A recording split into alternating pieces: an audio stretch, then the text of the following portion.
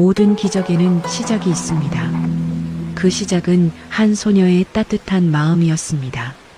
아가씨, 유모의 다급한 목소리에 12살 선덕이는 대문 밖으로 뛰쳐나갔습니다. 가을 낙엽이 쌓인 길 위에 한 사내가 쓰러져 있었습니다. 남루한 선비복을 입은 청년이었습니다.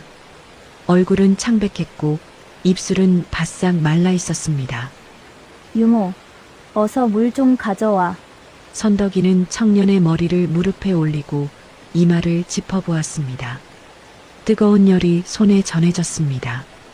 아가씨, 안 됩니다. 저런 거지 같은 선비를 왜 돕습니까? 나리께서 하시면. 됐어.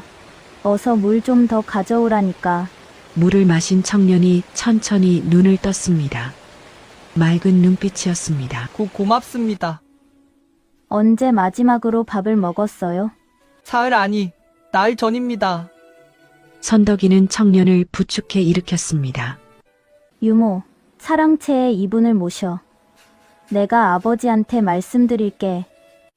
하지만 아버지 이상희는 완강했습니다. 안 된다.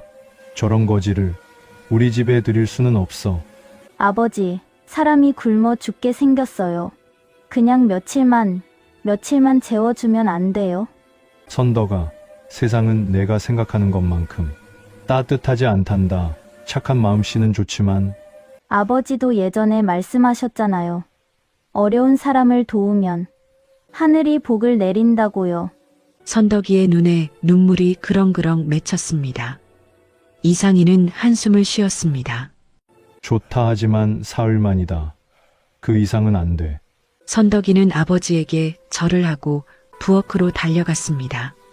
직접 밥을 지어 사랑채로 날랐습니다. 청년은 박문수라는 이름의 19살 선비였습니다. 전라도 상골 마을 출신으로 과거를 보러 가던 중이었다고 했습니다. 부모님은 일찍 돌아가셨고 홀로 공부했습니다. 하지만 모자가 떨어져서 그럼 앞으로 어쩌려고 했어요?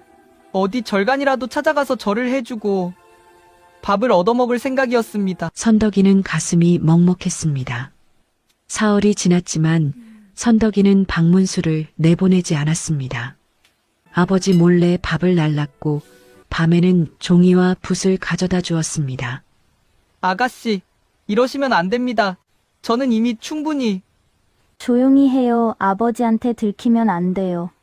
석 달이 지나자 아버지도 포기했습니다. 에휴, 내 딸이 너무 고집이 세. 좋다. 그 선비가 과거에 붙을 때까지 재워주마. 선덕이는 깡충깡충 뛰며 아버지를 껴안았습니다. 그렇게 3년이 흘렀습니다. 박문수는 이씨 집안의 사랑채에서 공부했고 선덕이는 틈틈이 찾아가 응원했습니다. 문수 오빠, 이번에는 꼭 붙을 거예요. 제가 느껴져요. 아가씨 덕분에 이렇게 공부할 수 있었습니다. 이 은혜는 평생 잊지 않겠습니다. 은혜는 무슨 우리 친구잖아요. 15살이 된 선덕이는 어느새 제법 숙녀가 되어 있었습니다. 박문수는 22살이 되었고 드디어 한양으로 과거를 보러 떠날 날이 다가왔습니다. 떠나는 날 아침 박문수는 선덕이 앞에 무릎을 꿇었습니다. 아가씨, 제가 꼭 급제해서 돌아오겠습니다. 그때는 당당하게 이 집 대문으로 들어올 수 있도록. 무슨 소리예요? 오빠는 지금도 당당해요. 어서 가요. 늦으면 안 돼요. 선덕이는 웃으며 손을 흔들었지만 박문수의 뒷모습이 사라지자 눈물이 주르륵 흘렀습니다. 하지만 행복은 오래가지 않았습니다. 그해 겨울 아버지가 거래처에 사기를 당했습니다. 5,000냥이 넘는 거금이 한순간에 사라졌습니다. 여보, 정신 차려요. 여보! 어머니의 비명소리에 선덕이가 달려갔습니다. 아버지는 큰 충격에 쓰러져 있었습니다. 아버지, 아버지. 선덕아, 미안하다. 아버지가 무능했어. 그날부터 집안은 급격하게 기울었습니다. 빚쟁이들이 몰려왔고 하나둘씩 땅 문서를 빼앗겼습니다. 1년 만에 아버지가 세상을 떠났고 어머니도 그 충격으로 석 달 만에 뒤를 따랐습니다. 16살의 선덕이는 하루아침에 고아가 되었습니다. 선덕이 우리 집에서 지내거라. 대신 집안일을 좀 거들어야 할 게다. 먼 친척 댁으로 들어간 선덕이는 온갖 천대를 받았습니다. 이봐, 선덕아. 곡간 청소 아직 안 끝났어? 빨래도 해야지. 언니, 밥상 차리는 것 좀 도와줘요. 어디 양반댁 딸이라고 놀고만 있을 거예요? 선덕이는 입술을 깨물며 참았습니다. 밤에는 이불을 뒤집어 쓰고 소리 없이 울었습니다. 문수 오빠 어디 계세요? 오빠는 과거에 붙었을까요? 2년이 흘렀습니다. 18살이 된 선덕이에게 혼처가 들어왔습니다. 전라도 산골 마을에 한씨 집안이라고 있어. 양반은 양반인데 형편이 말이 아니래. 아들이 30이 넘도록 장가를 못 가서 내라도 데려가겠다는구나. 네. 선덕이는 고개를 끄덕였습니다. 더 이상 친척 집에 폐를 끼칠 수 없었습니다.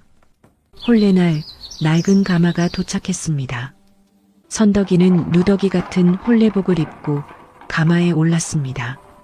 이게 꿈일까? 생시일까? 가마가 흔들릴 때마다 눈물이 주르륵 흘러내렸습니다.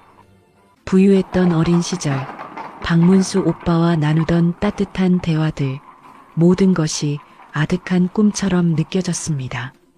대문이 열렸습니다. 허름한 초가집이 보였습니다. 신부 들어오시오. 선덕이는 가마에서 내려 고개를 숙인 채 걸어 들어갔습니다. 동네 사람들의 수군거리는 소리가 들렸습니다. 저게 뭐야? 거지를 데려왔네. 한씨 집안도 이제 끝이구만. 혼례는 끝이 아니라 시작이었습니다. 더 큰 시련이 기다리고 있었습니다. 며느라, 들어오너라. 시어머니의 목소리는 따뜻했지만 얼굴에는 피곤함이 가득했습니다. 어머님, 부족한 며느리지만 잘 모시겠습니다. 선덕이가 절을 올리자 시어머니가 손을 잡아 일으켰습니다. 고생이 많겠구나, 우리 형편이. 이렇게 어려운데. 괜찮습니다, 어머님. 그날 밤 남편 한준호를 처음 마주했습니다. 키는 컸지만 어깨는 축 처져 있었고 눈빛에는 자신감이 없었습니다. 부인, 미안하오. 내가 무능해서. 서방님, 괜찮습니다. 우리 함께 힘을 내면 됩니다. 선덕이는 웃으며 남편을 위로했지만 속으로는 한숨이 나왔습니다. 이 집안이 정말 일어설 수 있을까? 새벽부터 일이 시작되었습니다. 부엌에서 불을 지피고 마당을 쓸고 빨래를 하고 밭으로 나가 김을 맸습니다. 해가 지면 지친 몸으로 들어와 저녁을 준비했습니다. 한 달이 지났습니다. 탕탕탕 대문을 두드리는 소리가 요란했습니다. 김진사 나와 보시오. 선덕이가 문을 열자 험상궂은 사내가 서 있었습니다. 누구십니까? 빚 받으러 왔소. 김진사 어디 있소? 시아버지가 후들후들 떨며 나왔습니다. 조금만 시간을 주시오. 가을이 되면. 가을? 작년에도 그렇게 말했소. 이번 달 안에 쉰냥을 갚지 못하면 이 집 땅 문서를 가져가겠소. 빚쟁이가 고함을 지르며 돌아갔습니다. 시아버지는 마루에 주저앉아 머리를 감싸쥐었습니다. 아이고, 우리 집안이 이제 망했구나. 아버님, 선덕이가 조용히 다가가 시아버지의 손을 잡았습니다. 제가 품을 팔아서라도 돈을 마련해 보겠습니다. 며느리가 품을 판다고? 양반집 며느리가 어찌? 아버님, 지금은 체면을 따질 때가 아닙니다. 선덕이는 다음 날부터 이웃 마을로 나갔습니다. 밭일을 거들고 빨래를 해주고 바느질을 했습니다. 저기 한씨 집 며느리 아니에요? 맞아, 거지처럼 들어오더니 품까지 팔고 다니네. 저 집 정말 끝났어. 선덕이는 수군거리는 소리를 들으면서도 묵묵히 일했습니다. 손이 터지고 굳은 살이 배겼지만 멈추지 않았습니다. 석 달 후 50냥을 모았습니다. 빚쟁이에게 돈을 건네며 선덕이는 고개를 들어 똑바로 바라보았습니다. 다음 달에 나머지도 갚겠습니다. 오, 대단하구먼. 거지 며느리가 제법인데. 빚쟁이가 비웃으며 돌아갔습니다. 그러던 어느 날 시아버지가 쓰러졌습니다. 여보, 정신 차려요. 시어머니의 비명에 선덕이가 달려갔습니다. 시아버지는 얼굴이 새하얗게 질려 있었습니다. 아버님, 아버님, 시아버지는 심한 기침을 하며 괴로워했습니다. 어머니, 의원을 불러야 합니다. 며느리야, 약값이 없단나. 선덕이는 자기 방으로 달려갔습니다. 작은 보자기를 꺼내 펼쳤습니다.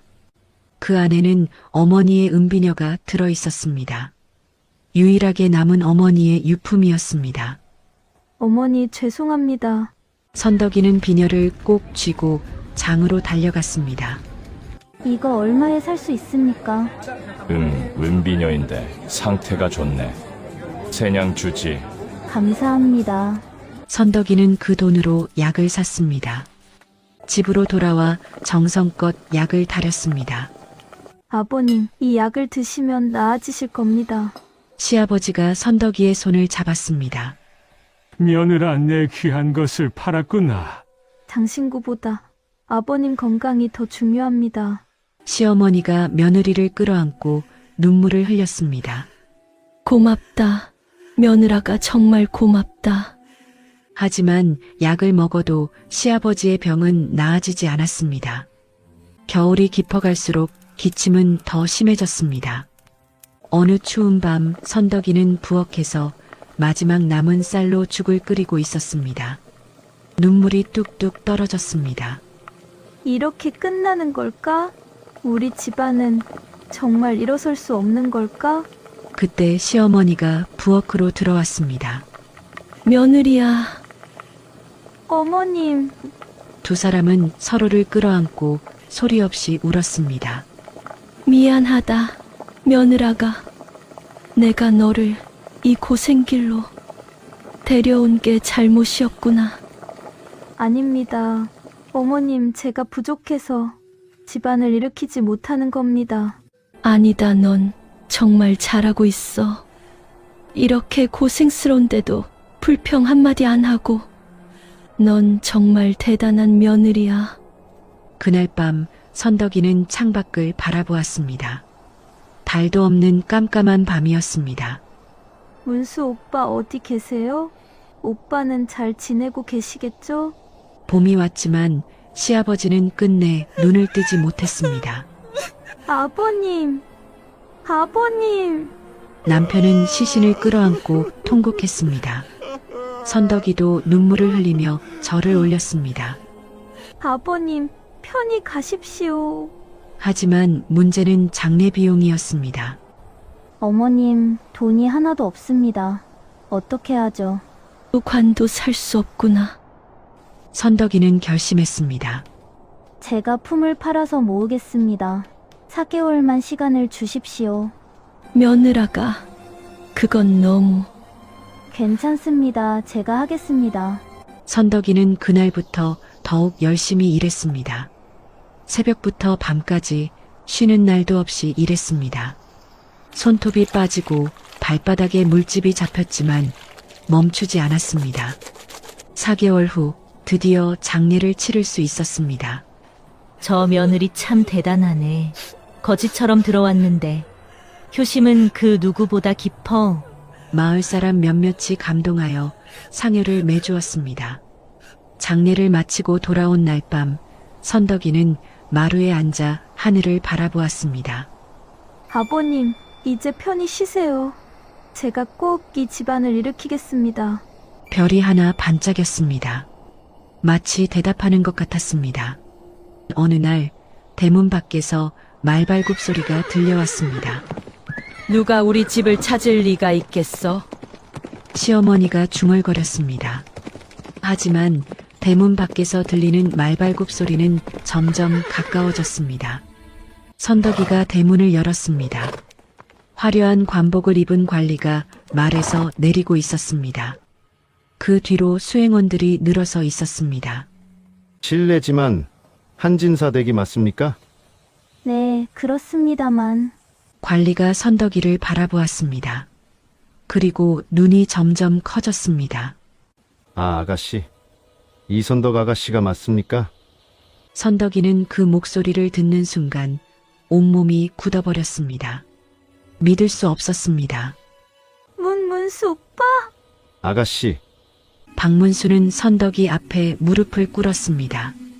수행원들이 깜짝 놀라 주인을 말렸지만 박문수는 개의치 않았습니다. 아가씨, 정말 아가씨가 맞습니까?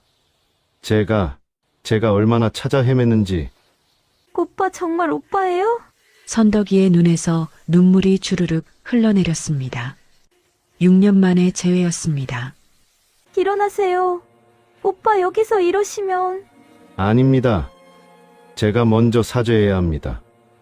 은인을 이제야 찾았습니다. 시어머니와 한준호가 놀라서 나왔습니다. 며느라가 저분이 누구냐? 어머님, 제가 어렸을 때 도왔던 선비입니다. 박문수가 일어나 정중하게 절을 올렸습니다. 한진사 부인 사위어를 처음 뵙겠습니다. 저는 한성부 판윤 박문수입니다. 한성부 판윤이라고? 시어머니가 깜짝 놀라 뒤로 물러섰습니다. 안으로 들어가 자리를 잡았습니다. 박문수는 자신의 이야기를 들려주었습니다. 아가씨의 은혜로 3년간 공부할 수 있었습니다. 과거에 응시하여 장원급제했고 현재는 한성부 판윤의 자리에 있습니다. 오빠 정말 잘 되셨네요. 급제한 후 곧바로 전주로 달려갔습니다. 하지만 이 댁은 이미 사라지고 없었습니다. 박문수의 목소리가 떨렸습니다. 주변에 수소문했지만 아가씨가 혼이 나요. 성이 바뀌었기에 찾을 수 없었습니다. 6년간 전국을 다니며 이선덕이라는 이름을 찾아 헤맸습니다. 오빠, 그러다 우연히 이곳 원님에게서 한씨 집안에 이씨 성을 가진 며느리가 들어왔다는 이야기를 들었습니다. 혹시나 해서 달려왔는데 박문수는 선덕이의 손을 잡았습니다. 아가씨 정말 죄송합니다. 은인이 이런 고생을 하시는데 저는 몰랐습니다. 아닙니다. 오빠가 잘 되신 것만으로도 충분합니다. 아닙니다. 박문수의 목소리가 커졌습니다. 제가 받은 은혜를 갚지 못한다면 제가 무슨 낯으로 벼슬을 하겠습니까? 박문수는 시어머니와 한준호를 바라보았습니다. 부인, 사위얼은 이 댁의 사정을 들었습니다. 빚이 있다고 들었습니다. 그렇소이다만 얼마입니까? 200냥입니다. 내일 당장 갚아드리겠습니다. 네. 시어머니와 한준호가 동시에 소리쳤습니다. 그리고 사위얼은 박문수가 한준호를 바라보았습니다. 한양에 정구품 참봉 자리가 하나 비었습니다. 제가 추천하겠습니다. 저를요? 한준호는 믿을 수 없다는 표정이었습니다. 평생 과거를 준비했지만 한 번도 붙지 못한 제가 어떻게... 사위어른께서는 글 공부를 하셨다고 들었습니다. 충분합니다. 나머지는 제가 가르쳐 드리겠습니다. 대감님 이렇게까지 하실 필요는... 아닙니다. 박문수는 다시 선덕이를 바라보았습니다. 아가씨께서 굶어 죽을 뻔한 저를 살려주셨습니다. 3년간 밥을 주시고 공부방을 내어주시고 종이와 붓을 가져다 주셨습니다. 그 은혜를 어찌 잊겠습니까? 오빠, 은혜를 갚기에는 평생이 모자라지만 제가 가진 모든 것을 다해 돕겠습니다. 아가씨께서 제게 새 생명을 주셨듯 이제 제가 이 댁을 일으키겠습니다. 그날 밤 박문수는 한씨 집에서 묵었습니다. 선덕이는 부엌에서 정성껏 음식을 준비했습니다. 며느라가 정말 꿈만 같구나. 시어머니가 눈물을 흘렸습니다. 네, 어머님 저도 믿기지 않습니다. 내가 선행을 쌓아서 하늘이 도와주시는 게다. 밤늦게 박문수와 선덕이는 마루에서 이야기를 나누었습니다.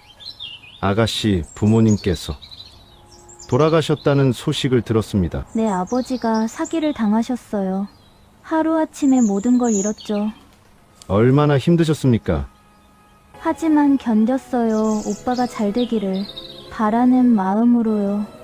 박문수는 고개를 숙였습니다.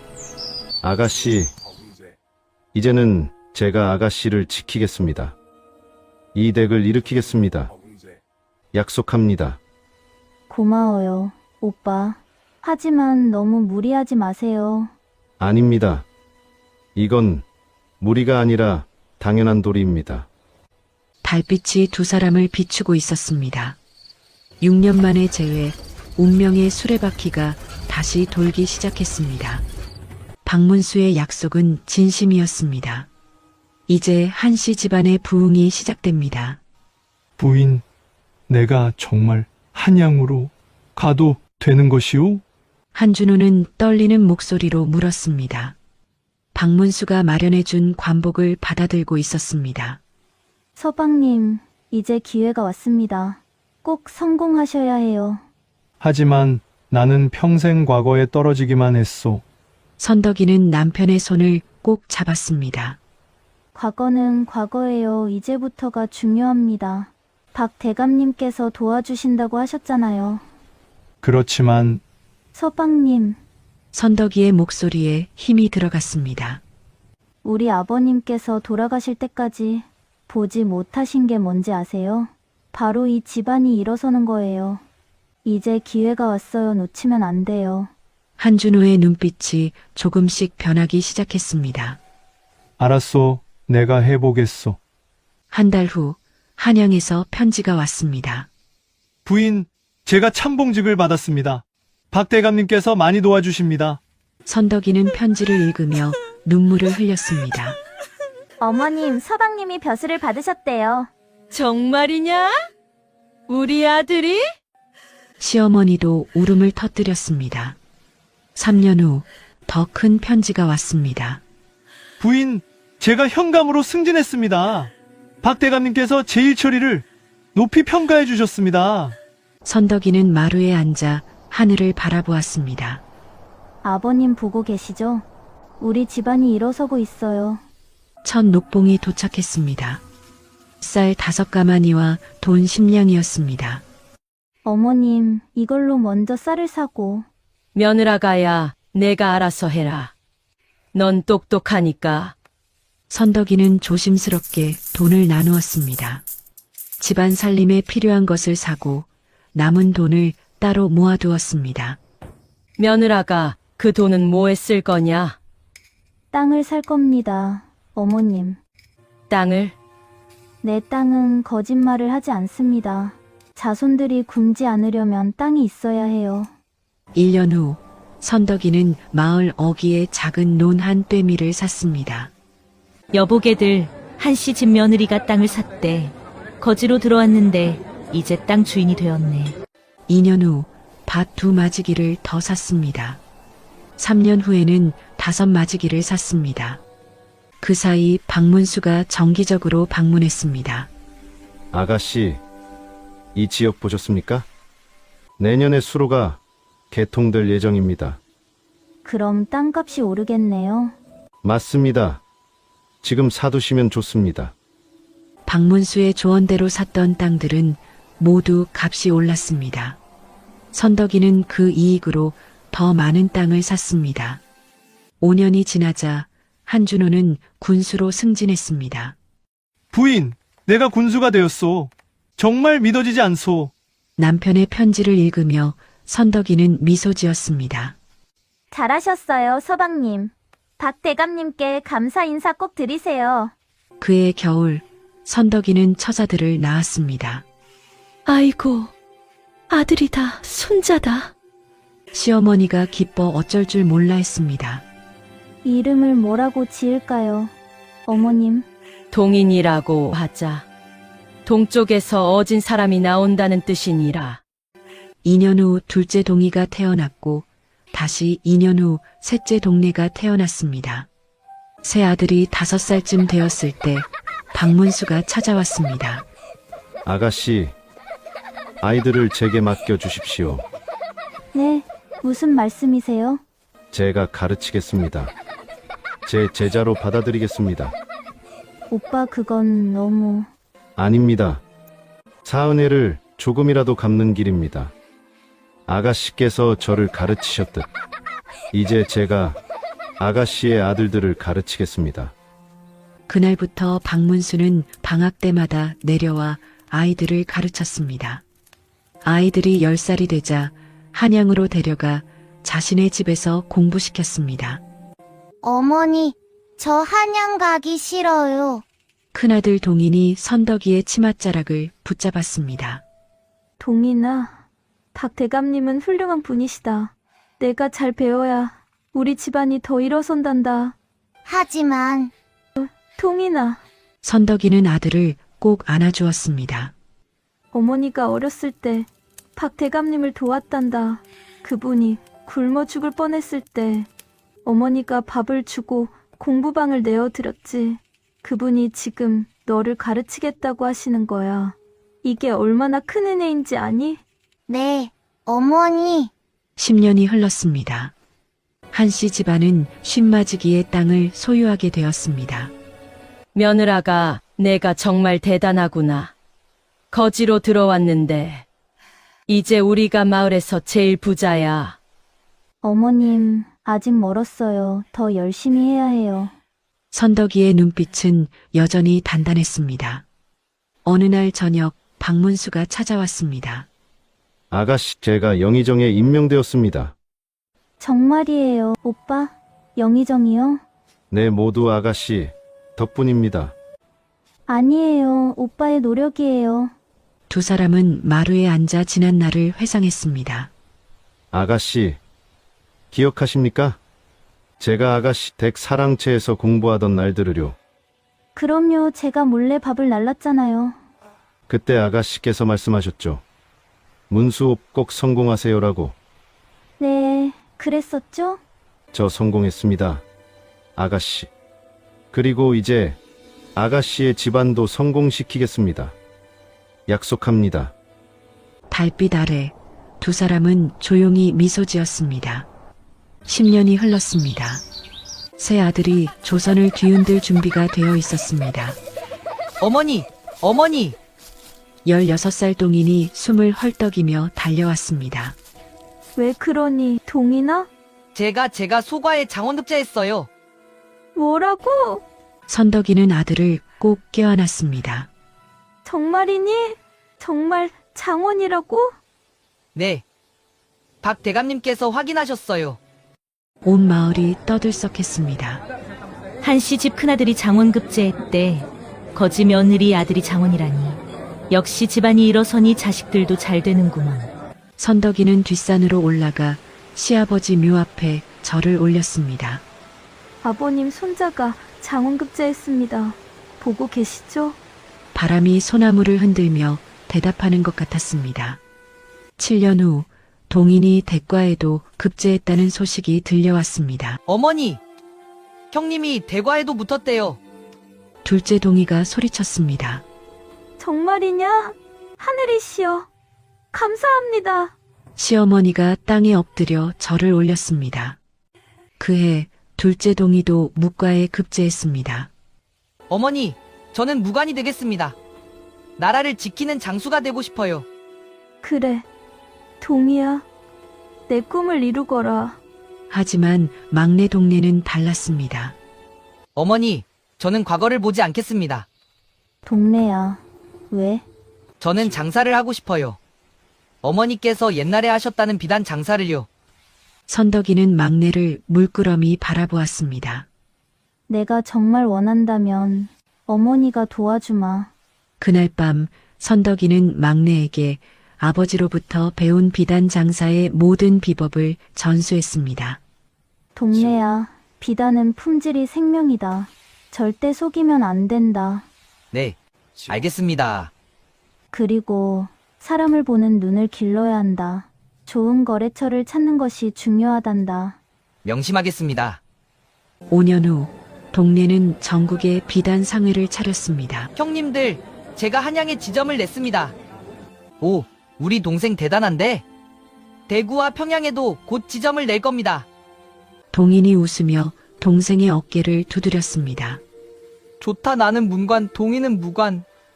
너는 상인, 우리 삼형제가 다 다른 길을 가지만 모두 집안을 위하는 마음은 같구나. 그럼요, 형님. 우리 어머니의 은혜를 잊지 않는 한 우리 집안은 계속 번창할 겁니다. 10년이 더 흐른 어느 날 부인, 제가 정삼품 2조 참의에 임명되었습니다. 동인의 편지를 받은 선덕이는 눈물을 흘렸습니다. 어머님 큰아들이 당상관이 되었대요. 며느라가 우리 집안이 정말 일어섰구나. 시어머니도 함께 울었습니다. 그해 봄 박문수가 마지막으로 방문했습니다. 아가씨, 제가 이제 늙었습니다. 곧 벼슬에서 물러날 것입니다. 오빠 세월이 정말 빠르네요. 두 사람은 이제 모두 60대가 되어 있었습니다. 아가씨, 제가 아가씨께 받은 은혜를 다 갚았는지 모르겠습니다. 오빠, 충분히 갚으셨어요. 아니, 너무 많이 주셨어요. 아닙니다. 아가씨께서 굶어 죽을 뻔한 저를 살리지 않으셨다면 저는 지금 어디에 있었겠습니까? 오빠, 제 평생 가장 큰 복은 아가씨를 만난 것이었습니다. 박문수는 선덕이의 손을 잡았습니다. 이제 저는 물러나지만 아가씨 집안은 계속 번창할 것입니다. 아드님들이 훌륭하게 크셨으니까요. 고마워요. 오빠 정말 고마워요. 그날 밤 온 가족이 모여 식사를 했습니다. 큰아들은 당상관, 둘째는 훈련대장, 셋째는 조선 3대 비단 상인. 선덕이는 가족들을 바라보며 생각했습니다. 이 모든 것이 어린 시절 한 사람을 도운 것에서 시작되었구나. 어머니, 무슨 생각하세요? 아니다. 동이나 그냥 너희들이 잘 자라줘서 고맙다는 생각을 했단다. 어머니께서 잘 키우신 덕분이죠. 아니다. 너희 아버지와 할머니 그리고 박대감님 모두의 덕분이다. 밖에서 달빛이 쏟아지고 있었습니다. 선덕이는 창밖을 바라보며 조용히 미소 지었습니다. 아버지, 어머니 보고 계시죠? 저 잘 살고 있어요. 3대의 영광이 찾아왔습니다. 하지만 진짜 유산은 따로 있었습니다. 할머니, 할머니. 손자가 뛰어왔습니다. 동인의 장남이었습니다. 왜 그러니? 제가 소과에 장원급제했어요. 80세가 된 선덕이는 손자를 꼭 껴안았습니다. 정말이냐? 우리 손자가? 네. 할아버지처럼 장원이래요. 하늘이시여 감사합니다. 3대 연속 장원급제, 온 마을이 축하 잔치로 들썩였습니다. 한씨 집안이 정말 대단하네. 거지 며느리가 3대를 일으켰어. 선행을 쌓으니 자손이 번창한다더니 정말 그 말이 맞구먼. 대문 앞에는 3대에 걸친 급제를 기념하는 홍살문 3개가 나란히 세워졌습니다. 어느 날 저녁 90세가 된 박문수가 마지막으로 찾아왔습니다.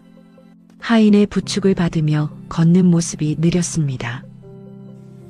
오빠, 선덕이가 달려가 박문수를 부축했습니다. 아가씨, 오랜만입니다. 두 노인은 마루에 앉아 지난 세월을 돌아보았습니다. 아가씨, 기억하십니까? 제가 아가씨 댁 대문 앞에 쓰러져 있던 날을요. 그러며 제가 물을 떠다 드렸죠? 그때 아가씨의 맑은 눈빛을 잊을 수가 없습니다. 오빠도 그때 은혜를 잊지 않겠다고 하셨죠? 네, 그리고 지켰습니다. 박문수의 눈에 눈물이 고였습니다. 제 평생 가장 큰 복은 아가씨를 만난 것이었습니다. 아가씨께서 제게 생명을 주셨고 저는 아가씨 집안에 번영을 드렸습니다. 아니에요. 오빠, 제가 더 많이 받았어요. 아닙니다. 아가씨, 저는 그저 받은 것을 돌려드린 것뿐입니다. 두 사람은 서로의 손을 잡고 한참을 말없이 앉아 있었습니다. 아가씨, 이제 저는 곧 떠날 것 같습니다. 오빠, 하지만 아가씨 집안은 영원히 번창할 것입니다. 선행의 씨앗을 뿌렸으니 그 열매는 대대손손 이어질 것입니다. 석 달 후 박문수가 세상을 떠났다는 소식이 들려왔습니다. 선덕이는 한양으로 올라가 마지막을 배웅했습니다. 오빠 편히 가세요. 저도 곧 따라갈게요. 그의 여름 선덕이는 손주들을 모두 불러 모았습니다. 얘들아, 할머니가 이야기를 하나 해줄게. 손주들이 할머니 무릎에 모여들었습니다. 할머니가 12살이었을 때 집 앞에 쓰러진 선비 한 분을 도왔단다. 누구요? 할머니? 박문수 대감님이시지? 그분이 굶어 죽을 뻔했을 때 할머니가 밥을 주고 공부방을 내어드렸어. 그래서요? 그분이 나중에 큰 벼슬을 하시고 우리 집안을 도와주셨단다. 너희 할아버지께서 벼슬을 하실 수 있었던 것도 너희 아버지들이 과거에 붙을 수 있었던 것도 모두 그분 덕분이야. 손주들은 숨죽여 들었습니다. 얘들아, 명심해라. 한 사람을 진심으로 도우면 그 복이 3대를 넘어 영원히 이어진단다. 할머니, 저도 그렇게 할래요. 그래, 착하구나. 그해 가을 선덕이는 마을에 서원을 세웠습니다. 이 서원에서는 가난한 선비들을 무료로 가르쳤습니다. 할머니, 돈이 많이 드는데. 괜찮다. 내가 어렸을 때 받은 은혜를 이제 갚아야지. 선덕서원이라는 현판이 걸렸습니다. 첫 해에 20명의 가난한 선비들이 들어왔습니다. 은인이십니다. 정말 감사합니다. 한 선비가 선덕이 앞에 무릎을 꿇었습니다. 일어나세요. 저도 옛날에 이런 도움을 받았답니다. 이제 제가 돌려드릴 차례예요. 2년 후 그 서원에서 3명이 과거에 붙었습니다. 할머니, 덕분입니다. 아니에요. 당신들이 열심히 한 거예요. 이제 나가서 백성을 위해 일하세요. 마을 사람들이 감탄했습니다. 저 할머니 정말 대단하시네. 거지로 들어왔는데 이제는 은인이 되셨어. 어느 겨울날 85세의 선덕이는 마루에 앉아 하늘을 바라보았습니다. 아버지, 어머니 보고 계시죠? 문수 오빠, 고마웠어요. 여보, 우리 잘 살았죠? 그날 밤 선덕이는 조용히 잠들었습니다. 그리고 다시는 눈을 뜨지 않았습니다. 온 마을 사람들이 모여 장례를 치렀습니다. 3일 동안 조문객이 끊이지 않았습니다. 한씨 집안의 어머니셨습니다. 우리 마을의 은인이셨습니다. 진정한 선행을 보여주신 분이셨습니다. 마을 어귀에 비석이 세워졌습니다. 한 사람을 도운 선행이 3대를 일으킵니다. 이선덕 할머니의 삶을 기리며 그 해부터 한씨 집안은 매년 과거에 응시하는 가난한 선비 10명을 선발하여 지원했습니다. 할머니께서 한 선비를 도와 3대가 번영했으니 우리도 그 은혜를 갚아야 합니다. 이 전통은 조선 말기까지 이어졌습니다. 100년 후 사람들은 여전히 그 이야기를 전했습니다. 저기가 바로 선덕서원이야 거지각시였던 이선덕 할머니가 세우신 거지. 정말 대단한 분이셨구나. 한 사람을 진심으로 도우면 그 복이 영원히 이어진다는 걸 보여주신 거야. 밤하늘에 별이 반짝였습니다. 마치 선덕이가 미소 짓는 것 같았습니다. 얘들아, 착하게 살아라.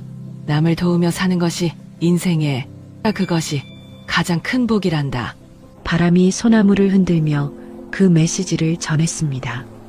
그렇게 선덕이의 이야기는 영원히 전해졌습니다. 좋아요, 구독, 알림 설정 부탁드립니다.